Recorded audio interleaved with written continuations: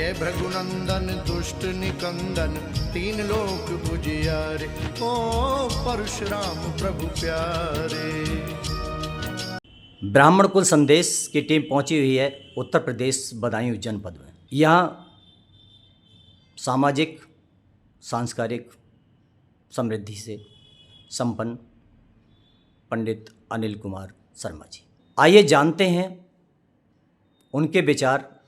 ब्राह्मण समाज के विभिन्न ब्राह्मणों में भेदभाव चल रहा है, साथ में आज हमारे बच्चों की उम्र लगातार बढ़ती जा रही है।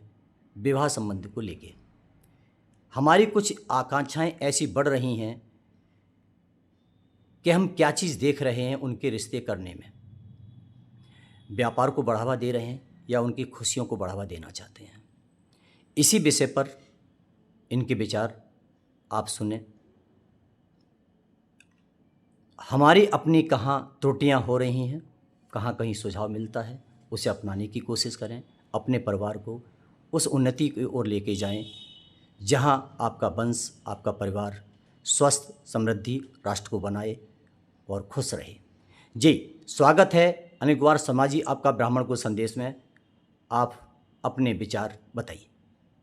सर्वप्रथम तो मैं श्रीमान रामवीर भारद्वाज जी का हार्दिक स्वागत करता हूं बदायूं की धरती पर, और जो वह यह कार्य कर रहे हैं उसके लिए मैं उनका धन्यवाद देता हूं कि वह यह एक बहुत ही नेक कार्य कर रहे हैं। ब्राह्मण समाज कई तरह से विभिन्न विभिन्न समुदायों में टूटा हुआ है, यह वास्तविकता है। कई हम देख रहे हैं कि प्रांत में भी हमारे या राष्ट्र में भी कई जो संगठन बने हुए हैं, जो कि मेरे हिसाब से एक मंच पर आकर उनको कार्य करना चाहिए, क्योंकि तभी ब्राह्मण समाज और हिंदू समाज की हमारी वाकई में जो है समृद्धि होगी। अन्यथा ब्राह्मण समाज ही हमेशा से सभी का अनुयायी रहा है, सभी का जो है मार्गदर्शक करता रहा है। ब्राह्मण समाज ने विभिन्न तरह के राजाओं के टाइम में भी ब्राह्मण उनके लिए पूज्य हुआ करता था और ब्राह्मण समाज को बहुत सम्मान दिया करता था। यह उसका वाकई में पूर्व समय का काल था। लेकिन आज हमारी जो है हिंदू समाज में अन्य जातियों के प्रति न जाने क्यों वह सम्मान घटता जा रहा है, और ब्राह्मण भी खुद भी वो सम्मान एक दूसरे को नहीं देना चाहते हैं। सब एक दूसरे के प्रति यह सिद्ध करने में लगे हुए हैं कि मैं सबसे ज़्यादा श्रेष्ठ हूँ। यह मैं सभी ब्राह्मण या साधु संत कहते हैं, सभी के लिए घातक है। लेकिन उस मैं को हम नहीं मिटाना चाहते। अभी हमारे आदरणीय भारद्वाज जी ने कहा कि हमारी बेटियों की उम्र धीरे धीरे बढ़ती जा रही है और उनकी शादियां संपन्न नहीं हो पा रही हैं। यह वास्तविकता है और उसका मैं भी इस समय भुक्तभोगी हूँ।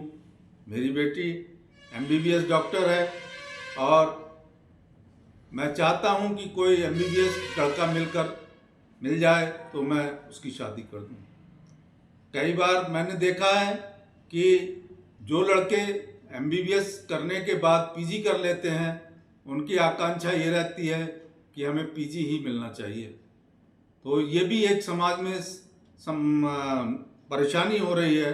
इसके लिए जो है हमें अपने कुछ विचार मिलाने चाहिए, कुछ यह कोशिश करनी चाहिए कि हम लोग जल्द से जल्द अपने आपस में संजोग शादी के बना सकें। जी दर्शकों, आप सभी सुन रहे हैं विचार कि शादी संबंध में बेटियों को बेटों के लिए आपस में क्या समझौता करना चाहिए, कैसा नहीं है। क्योंकि आज देखा जा रहा है लड़का अगर IT का रखा है तो IT लड़की चाहिए, BTech है तो BTech चाहिए, जो प्रोफेशनल लड़के का है वही होना चाहिए। आखिर इतनी बड़ी आकांक्षाएं क्यों? सभी कुछ आपके पास मौजूद है तो बेटियों से इतनी अपेक्षा क्यों रखी जाती है? कल को आने वाली क्या संतान आपकी ये अपेक्षा कितनी पूरी कर पाएगी? उनकी परवरिश किस तरह से हो पाएगी, किन के हाथों में होगी।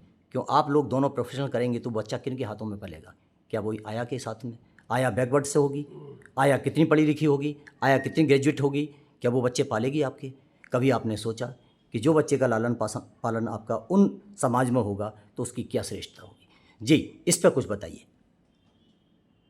ये आपने जो प्रश्न लिया है वाकई में एक ज्वलंत है और इस पर सभी को विचार भी करना चाहिए। कई जगह ये देखा जा रहा है कि ये समस्याएं आ रही हैं कि लड़के और लड़के दोनों जॉब में होते हैं, तब वो उनके बच्चों की परवरिश अच्छे से नहीं हो पाती है। इसके लिए एक अगर ऐसा कर रहे हैं कि अगर दोनों जॉब में हैं तो कुछ आपस में इस तरह का सामंजस्य बैठाने की आवश्यकता होगी कि हम बच्चे का लालन पालन भी अच्छे से कर पाएं।